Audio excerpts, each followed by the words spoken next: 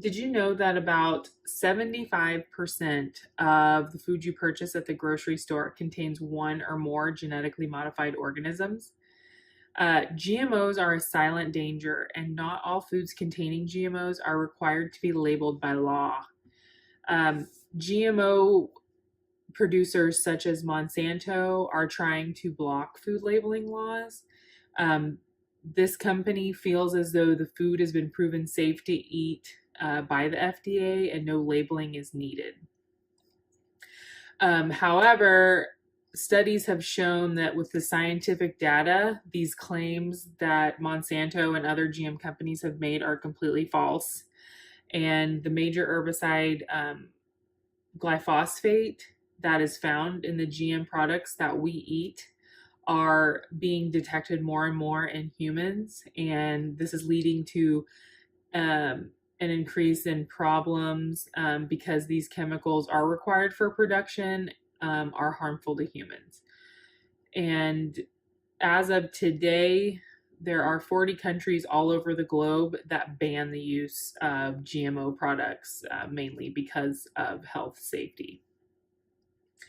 And I personally believe our health is one of the most important things we have. And we have to make sure that we know what we're putting into our bodies and what might be making us sick now or possibly in the future. I'm a big advocate on the abolishment of GMOs because of the effects to our health.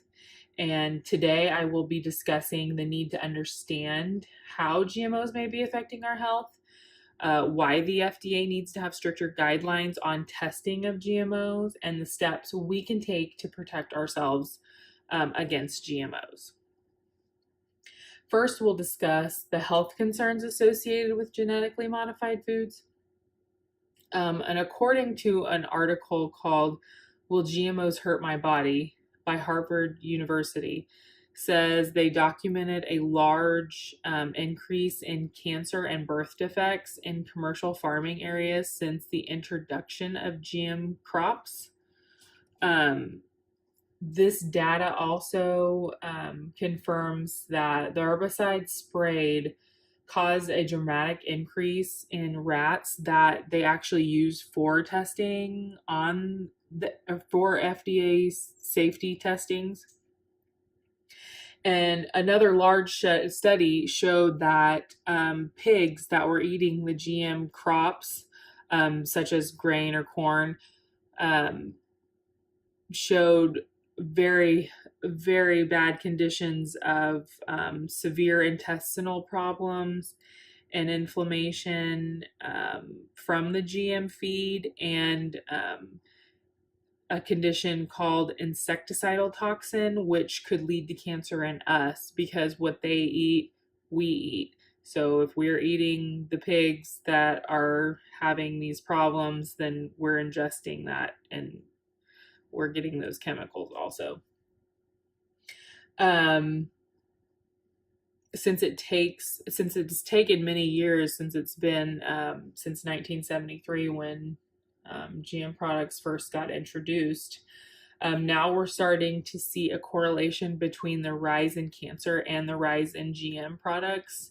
And they don't feel like this is a mistake. They feel like this is most likely a result from these chemicals that we have been using on these products for so many years is leading to many diseases and cancers in humans. Also, they feel that since we're modifying the DNA of plants, what's it doing to our DNA? But more studies need to be done to prove that.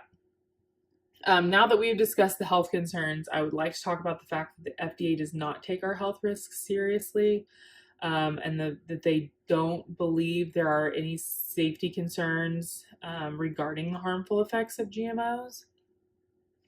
And according to the United States Right to Know organization, or USTKO.org, the FDA stated that it is confident that the GM foods are comparable to the wild grown foods. So they think the Modified foods are just the same nutrients and health benefits from the wild grown. Um, Although the FDA does not require any safety testing for genetically modified foods, it puts it gives the manufacturer the responsibility um, to make sure that the safety testings are done. Um, they don't require an independent pre-market study. So basically the FDA is saying, okay, thanks for your study. Check. We'll put it in the stores. Like there's really no safety rules or guidelines for genetically modified foods. So that definitely needs to change. Um, Now that we understand the potential health threat and how loosely the FDA views safety of GMO products, it is important to understand the steps we can take to protect ourselves from GMOs. We can do this in 3 simple steps to help protect ourselves and our families from future health risks. According to the website nutritionstudies.org, the 3 most important steps are: 1, buy organically grown food and produce. You can also have your own garden, or here in Pittsburgh, we have a local farmer's market, and that is always great. That's always great to use. And always remember, organic means GMO free.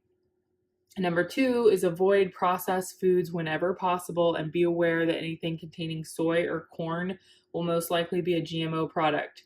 And that is over 90%. 90% of our products, of our corn and soy products, are GMO products.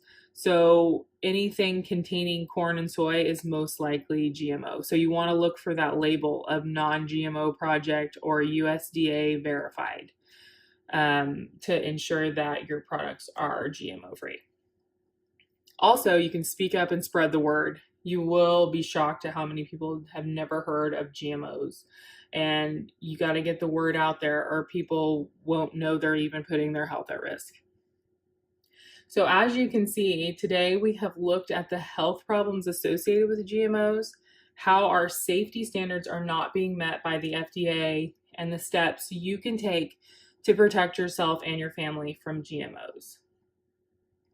Eating is something that we do 3 times a day, and most of us are unaware of what's in our food.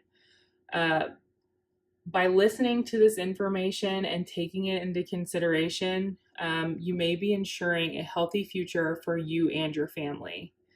I appreciate you listening, and I hope you learned something new today.